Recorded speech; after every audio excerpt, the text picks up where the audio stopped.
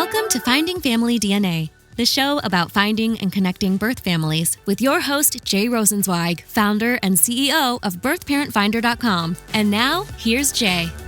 Welcome, everyone. I'm Jay Rosenzweig, the founder and CEO of birthparentfinder.com, and I'm at RootsTech, which is the largest family history conference in the world. As you can see, I have Misty Gillis next to me, as I call her, my genealogist extraordinaire. And we're happy to be here. She's never been at RootsTech before. But before we get started, the housekeeping. This show is on YouTube.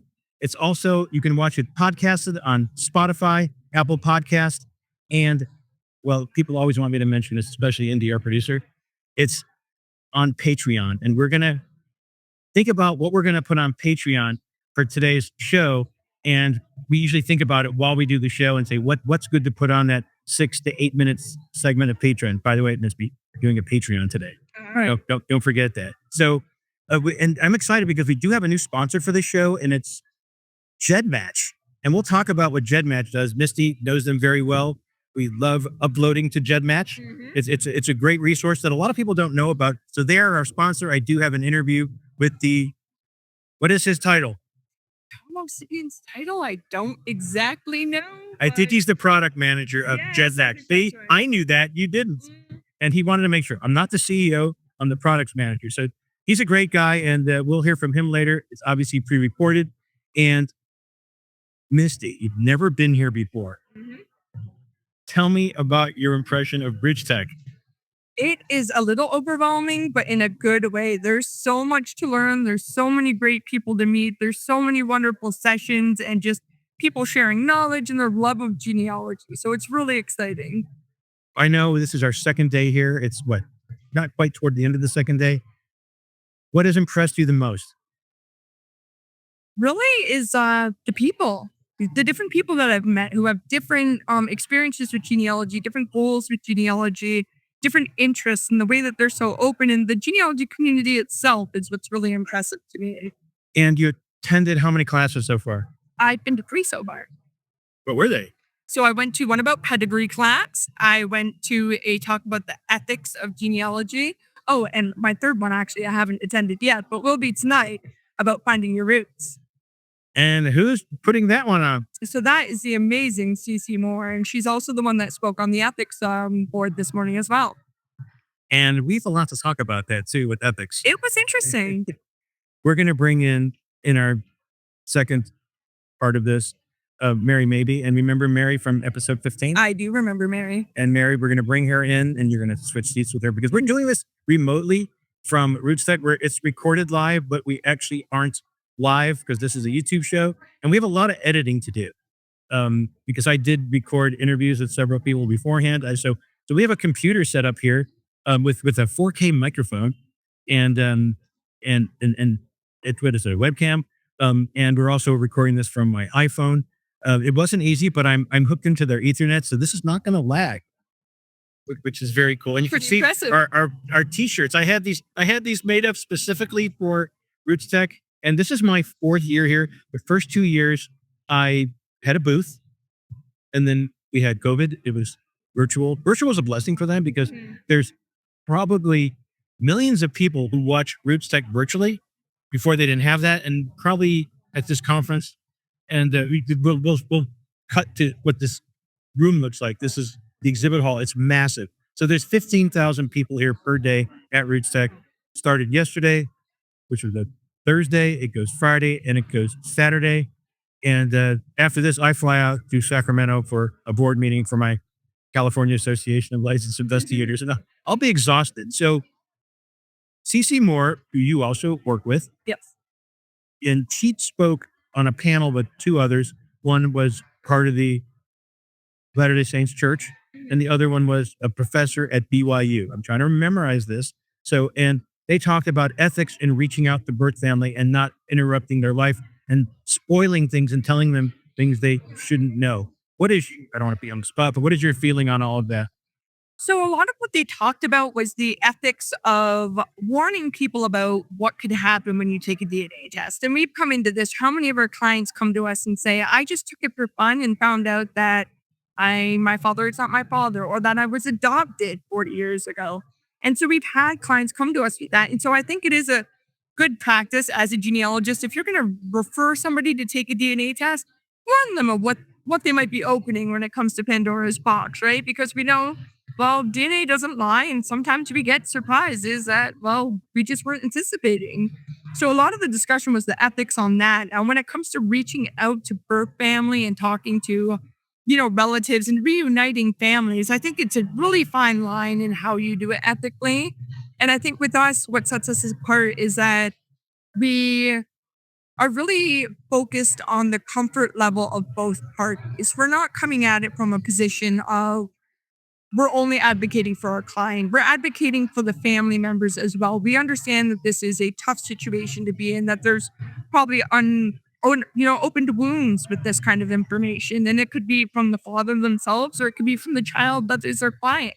But, you need to be very compassionate in the way that you handle these reunions and getting these families in touch with each other. And I think that's something that we specialize in. This is what we do every single day at birthparentfinder.com. And right now, I have 5 cases that I've called birth relatives on, and they haven't called me back. And some of them have actually read my text messages. Yeah. And there are people that believe that I should be reaching out to their family. Well, as we know, it's really important for our client to get closure. And the most important thing is medical history. Yes. And this annoys me. And I'm going to mention it, that I'll mention the company name. These people take 23andMe tests just to get their medical history. And I don't think that is effective. It's not accurate, because recently I had a case where I found out my client's birth mother died at 48 years old. That's very young. And I was so fortunate, because the entire family is deceased. I was so fortunate to get a hold of her aunt, her birth mother's sister, who was alive, who always wondered about my client and wanted to let my client know that her birth mother died of breast cancer at the age of 48 and struggled with it for 2 years. And that's very vital, important information as a woman. I mean. And did she see that in the 23andMe result? Right. No, she had to get it. I don't like to say it from the horse's mouth, basically, that your family has a history of breast cancer. Yes. And she's healthy, but it's good to know, to tell your doctor that breast cancer runs in your family. Exactly. She was so grateful, and she'll eventually, we'll talk about her story another time, but she'll eventually, did you work on that case? Yes, I did. Oh, hey, we won't mention her name, Jennifer. But, and I know you talked to her, and it's a relief for her. It's bittersweet because her birth mother is deceased, but she did get a chance to talk to her aunt, and her aunt is really not that old to remember the birth of her niece, and that she always wondered what happened to her. Right. And this goes back to what I said before. It's a good thing that we reached out. Are we interrupting somebody's life? Do you firmly believe that we are interrupting somebody's life? I'll say this. I do this personally, and I know that you do too. There's a lot of the times when I do identify biological family, I'll say, listen, I've identified your biological mother. We can reach out, or you can sit on it for a few days, or you can reach out eventually and I can provide the information to you. And I maybe have only ever had one person volunteer to reach out themselves, because a lot of the time they have trepidation about it. They don't want to disturb the other person's life. They don't want to disturb the biological family member, or they're scared. They're shy. They don't want to put themselves in a position where they're going to get hurt directly. And I think that's a lot of the time where our intermediary service does benefit the client and does benefit the other family as well. And I look at the thousands and thousands of cases that we've solved and worked, and there's probably just a handful that they wanted to reach out themselves. We don't recommend that. I've only ever had it happen once. Like I said, and I've been with you almost 3 years. 3 years already? Yeah. Wow. It's great. It's been a great 3 years. And we were talking about, in the 3 years we've worked together, we've never had one argument. Now, sometimes arguing is okay, discussions. Yeah. But we've never really disagreed on anything as far as. And if we have, we've always been mature about it. And like, even if it was just like, well, I end up making a joke about it, or end up, I think a lot of it is both of us don't have a problem admitting, when you have no problem telling me like, yeah, I need you to do this. I have no problem saying I messed this up. Let me do this. And it's teamwork. We have a team of 3 people, you, myself, and Linda Rasmussen, who is our investigative intake coordinator. investigative consultant, and we rely on Linda. You know, she loves our podcast. We rely on Linda to vet the clients, make sure they're in the right place, make sure their case is, we can solve it. But that's why she comes to us to say, hey, you think it's solvable? Oh, yeah. And I know we charge a decent fee, but we want to give our clients their money's worth. We do three things. We find out who your family is through either DNA or investigative research. We get their contact information and we reach out to them on our client's behalf. We're the liaison. Yep. And I know when you first started with me, you did not like doing that.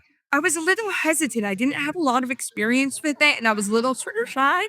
But the amount of clients that I've spoken to that are so thankful to have that buffer zone where they're not putting themselves emotionally out there. I've had a few birth mothers that have come to me directly when I've talked to them and said, you know, I'm not at a place for reunion right now. I don't want to, unfortunately, establish a relationship with my biological child, which is their right.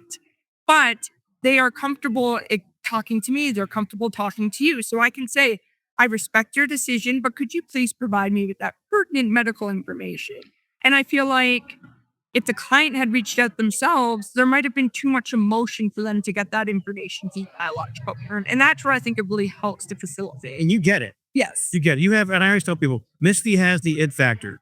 And the way I describe it, I don't think I've described it publicly before. You saw the Queen's Gambit, right? I did, yeah. Okay. Do you remember how she visualized, like, without drugs, obviously, she visualized everything in your head and you looked at it like a map. All the moves, all the steps. I think you have that quality. I appreciate that. Thank you. You're not going to admit that, but I see it in you. And I've worked with a lot of genealogists and I don't want to work with any others. Hey, I appreciate that. Thank you. Look, the plug for Misty. Yes. On that note, we'll take a break and we'll be right back after you hear from GEDMatch. What if the missing piece of your family history is just a DNA match away? GEDMatch lets you upload your existing DNA results for free from any major testing company and compare them against a diverse global database. Whether you're adopted and searching for biological relatives or a genealogy enthusiast breaking through research roadblocks, GEDMatch provides the advanced tools you need to make meaningful connections. Discover your extended family network at gedmatch.com today. We're back with Finding Family DNA. I'm Jay Rosenzweig, your host. And I don't know if you remember Mary Maybee from episode 15 of our show last year. And Mary's episode was so compelling. It was heartwarming. It wasn't heartwarming. It was, I don't know if she got closure, but the reason why we're bringing Mary back today is, first of all, we met here last year. Yes, we did. And we met at the Ancestry booth. I was talking to the CEO. Yeah. There shows up Mary with her friend Susan. We had lunch today. There's a reason why we had lunch today, because Mary met her half-niece, half-brother on the paternal side. I'm not going to mention many names. Her name is Ray. We can mention her name. She lives in Salt Lake City. She was born out of wedlock, 1980. You happen to meet her today, and we're going to show some clips of that while we're doing this. It was just beautiful. And tell me about how you feel about meeting Ray, your half-niece. You could just talk right into it. It was heartwarming, and she was so kind and so open. It was so nice to see that in basically my paternal side of the family that it's closed, pretty much closed. And so she was raised, and our stories are very similar. She is an adoptee as I was. And so it was interesting to hear her background, and she had a great life. I had a great life. So it all worked out pretty well. She was raised by her birth mother, but she was adopted by her stepmother. Yes. It's a little bit different, but Yes. I want to let everyone know that we're going to use Ray's story, your half-niece, for our Patreon. You're going to hear her full story. You get there for the interview with Ray. It was very compelling. It's a very interesting story. We are saving that for our Patreon. You will be able to watch that at Finding Family DNA on Patreon. You spent an hour with her, right? Yeah. And I wanted to give you time with her because it's about you and her. You guys do look like you very much related. You honestly, you look like your birth father. You look like your half brothers.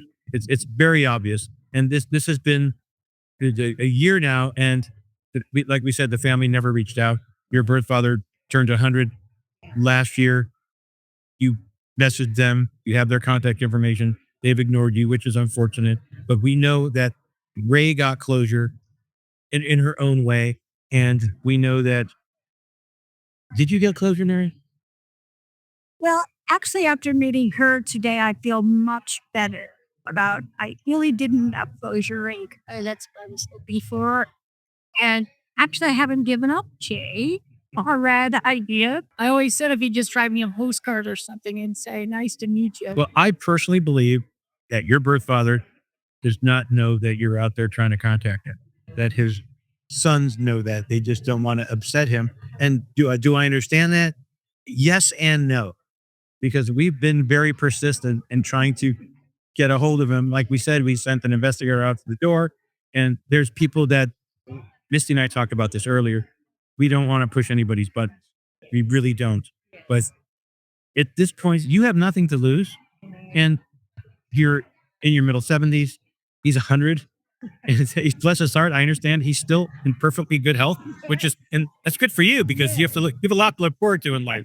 And we know that he doesn't have any major health history problems from what we're told. It is unfortunate that his sons, I like the word harbor. They're harboring him, and at some point, I'm not going to go with you.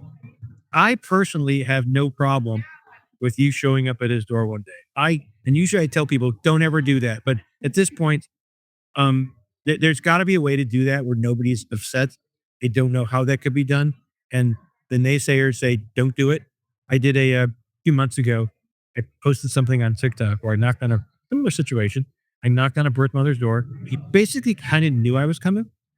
And she lived 15 minutes away from my client. That's it. In Central California. I knocked on her door. Her husband answered. Don't know if he knew she had a baby about 60 years ago. 60? Yeah, right around there. 60 years ago. We don't know if he knew. I said, my name is Jay Rosenzweig. I have a letter from this person. I'd like you to read it. I tried reaching out to you before. She came to the door. I didn't show her face, so I just recorded it. And she goes, I don't know what you're talking about. I'm just going to take this letter and rip it up. Well, first of all, no normal person would do that. They would just say, oh, I'm so sorry. I'm not the right person. I wish I could help you. And she would just invite me in or just say, I can't help you. And all we wanted was one thing. You know what that is? We wanted that medical history. Never got it. We had her featured on our KTLA segment last month and with her birth father reunion. It was wonderful. But at some point, I wouldn't be surprised if she knocked on the birth mother's door. The birth mother was a little frail, but unlike Kermit, we don't, like I said, my investigator saw him. He didn't look too frail. Yeah. And you've I seen, think he's still out playing golf every day. oh my God, at 100 years old, that's pretty crazy. Oh, he lifts weights. I saw a picture of him. He lifts weights. That's crazy. But so tell me about, first of all, we met last year. It's been a year. It's been a ride. You met Ray today. Anything else for our viewers and listeners? What message would you like to send everybody about when you search for your family, the highs and lows and the expectations? Well, I first of all want to give you a commendation and saying that Jay doesn't give up easily. He's great. Even after he finds your relative, he's still in contact with you, and that's a great thing. So Not everybody, Mary. So on that note, I want to thank you for being here. It's great seeing you at RootsTech. thank you. It's been great seeing both you and Misty again. And then we'll take a break. And during this break, I'm going to play an interview that I did with the CEO of Family Search, Steve Rockwood. It's a really nice little interview. I think you'll enjoy it. We'll be right back. Hi, I'm here with Steve Rockwood, the CEO of Family Search. And it's so wonderful of him to give me a few moments of his time. He gave a wonderful speech last night. And Steve, do you want to recap that speech? You bet. We just, we wanted to remind everyone of the ultimate goal of RootsTech and of family history and of genealogy is to find out who we truly are and to connect ourselves to each other. And that all starts with that initial discovery. And you can discover things very, very quickly by simply knowing the meaning of your name, knowing more about your homeland, knowing more about your family. And that excitement of discovery is what we think RootsTech is all about, especially right now, because while this is a well-established, old industry, if you will, it always has about every 20 years a boost. That boost is usually from an awareness, like Alex Haley when he did Roots. That was a huge boost for the interest in this. And then technology also gives us boosts. The one thing that concerns me is people getting into the business and getting government grants on genealogy, DNA research, family history research. And lately there's been information from the government that they're going to take those grants away. Do you find that concerning? I'm not aware of that, but I do know this. Enablers come and go, but there's so much interest that we just learn how to navigate the obstacle and or the opportunity du jour. But you can't, this transcends anything that would stop or slow up the work. So we don't take any stance on the political side. We just see what's going on today and how we continue to help individuals. Right, and that would hopefully never affect the work you do here. Everything positive and negative affects the work, but it can't stop it. It's so fun. Great, Steve. Thanks again, and it's always wonderful talking to you. You're a great guy. Thank you. Thank you. Well, I appreciate it. This is Jay Rosenzweig, the founder and CEO of BirthParentFinder.com. If you're looking to find your birth parents or anyone in your birth family, give us a call at 866-572-3463 or go to our website, BirthParentFinder.com. Welcome back to Finding Family DNA. We're going to talk for our last segment about nonprofit genealogy organizations that really just do work to better humanity. And so the first one we're going to talk about is the Holocaust Reunion Project. Jay, tell me about that.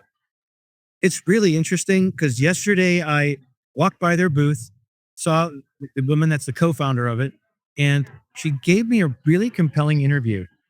And I'm going to play that interview in a minute, but I want to talk about last summer, I went to Poland with my wife and her sister and her cousin. And we went to the death camps in Auschwitz and Birkenau. And you see the list of people. We went to a cemetery in Lodz, Poland, which is not far from there. And she was able to find the grave of her great-great-grandfather. Amazing. And it took forever. It's the only one that was intact. All the other ones were crumbled up. And it's like, how does that God's way of doing things it just was there. It took forever to find it. But that was her family. My family history, I know pretty much. I shouldn't say that, right? But I do know my family history. My brother basically was the family genealogist, and somebody had an accident back there. We're at the podcast booth at RootsTech, and there's really nobody around us. There's other things being set up. There's other organizations around us, but it's pretty quiet where we are. We're very fortunate that we're very lucky that RootsTech let us do our podcast from here. We're using our own equipment. We have great equipment. We're, like I said, this is on YouTube and all the other podcast formats. But my point was that last summer I enjoyed. I'm shocked to say this because I really wasn't looking forward to this trip. Really? I really wasn't looking forward to this trip because I didn't know what to expect. Right. Either you're going to be bored, you're going to be depressed, the food's going to be bad, the people in Poland weren't going to be nice.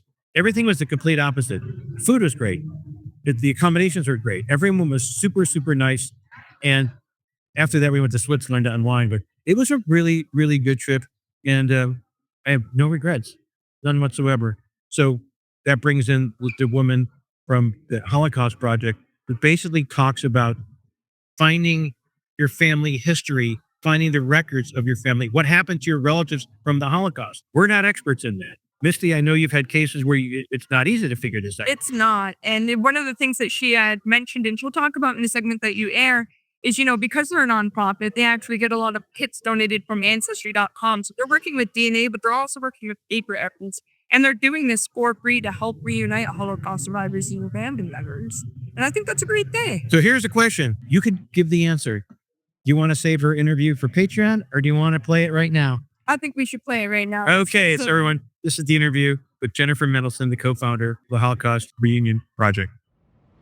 Do you have one specific case that stands out in your mind that's so heartwarming that you love to talk about? Absolutely. In September, we saw the incredible case of Vilunya Diskin, who may be familiar to a lot of people, not by her name, but by her work. She is one of the original co-authors of the seminal book, Our Bodies, Ourselves. She was a public health advocate based in Boston, but She was never very public about her past, and her story was that she was hidden as a child in Poland during the war. She had very, very little information to go on about who she was and how she had been saved. She had scraps of information. She had a possible last name. She knew or had been told that she was a twin and that her twin had died. And she was told that her nanny had taken her into her home and saved her. And she came to us kind of as a last resort. She had tried many times over the years to try to find out who her parents were, what had become of them, who this woman was that had saved her. All of them led to dead ends.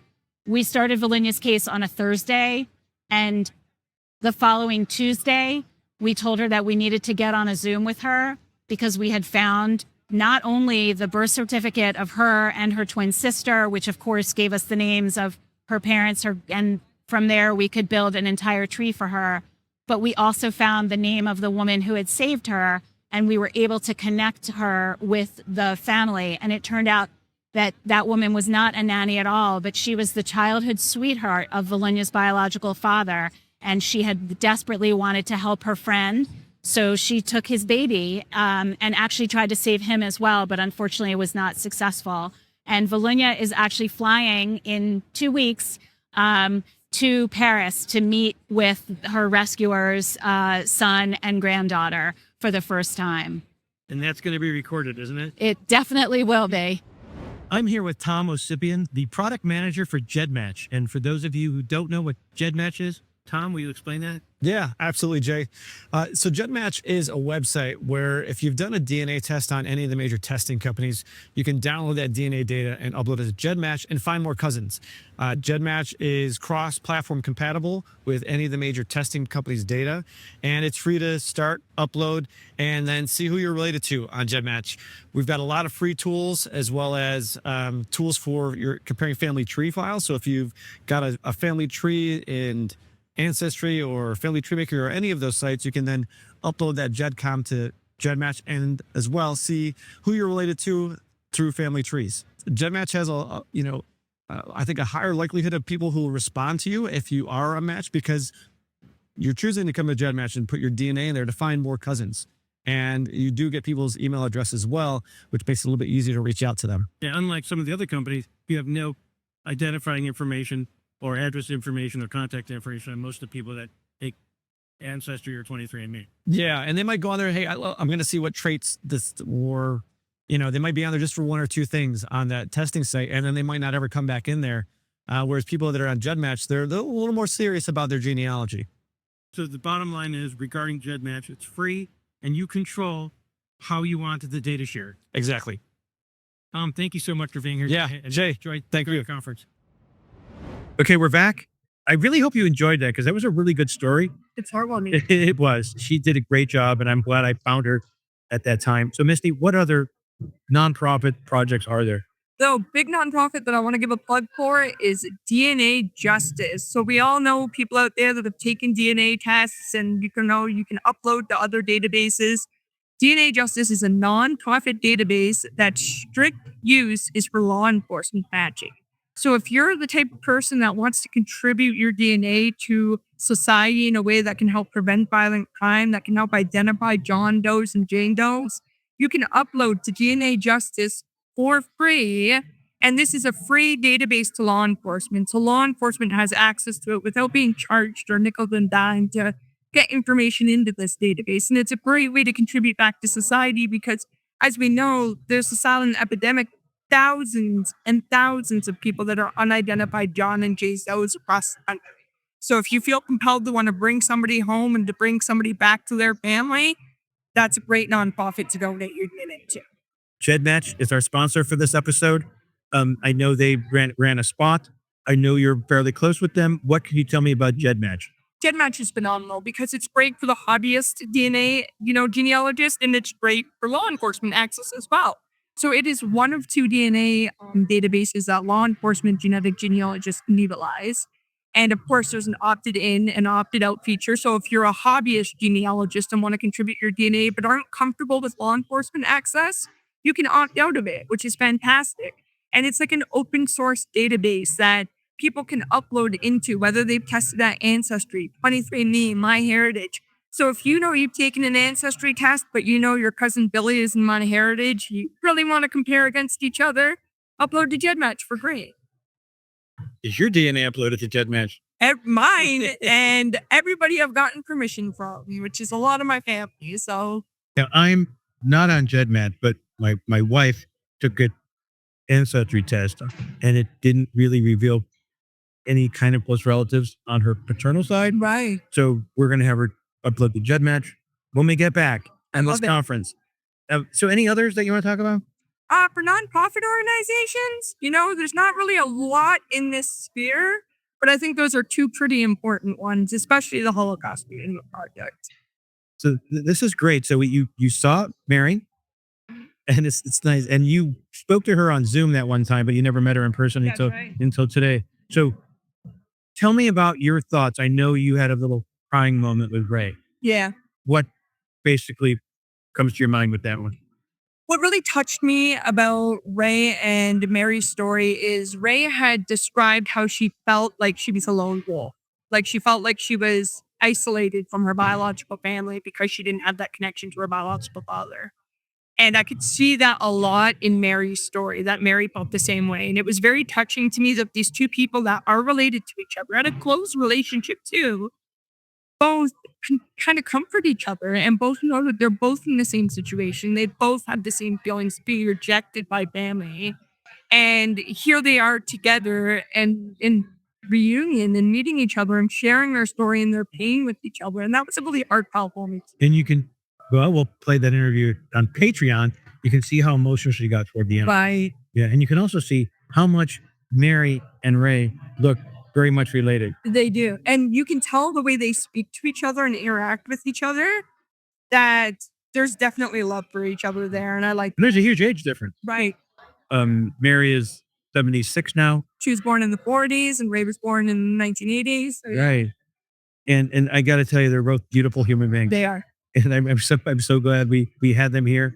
And is there anything else you want to share with our audience about RootsTech specifically? I will say, if you're ever on the fence about coming to RootsTech, which I have been in previous years, do it. It's been so much fun. You mean you've been on the fence? I've been on the fence, yes. And I came this year and I don't regret it. I've loved it. I loved meeting people. I've learned a lot. I've had fun filling out my badge with all my little stickers. And it's just been a great experience. And we are representing the media Yeah. at this conference. And it's different this year. These people from Family Search are the nicest people. They're Right. so accommodating. They're so warm and welcoming. And you know what? I realize the Mormon family, it's all about family. It's all about connections. And Steve Rockwood talked about that. I have little clips from my interview with him and also his opening remarks yesterday. I said, he rocks. And he really does. And everyone is just wonderful. We're looking out at the conference center right here, and it is overwhelming. But if you're into family history, if you want to know more about it, definitely come to RootsTech. RootsTech is usually the first week of March every year. And unfortunately, it's the same weekend as me going to Sacramento from my professional association, but that's Sunday, Monday. This is Wednesday night through Saturday afternoon. And I know you have some VIP events you went to. We're having our company dinner That's right. tonight at a really nice restaurant. Mary. Mary's going to join us, and her friend Susan, who's also interesting. She's an artist, and she brings life together through art. Yes. We're going to end this by reminding people to go to Patreon at Finding Family DNA. Subscribe to Patreon, subscribe to YouTube, go on Apple Podcasts, go on Spotify, and follow Finding Family DNA. Again, thanks again. Misty, thank you so much. Thank you, guys. And we'll see you next time. Bye, guys. If you want exclusive bonus segments of these episodes, join our Patreon at patreon.com/findingfamilydna. And if you are looking to start the journey of finding your family DNA, just go to birthparentfinder.com. Thank you for joining us on Finding Family DNA.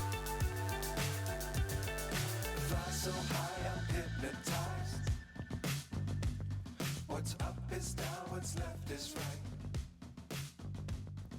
Chasing stars.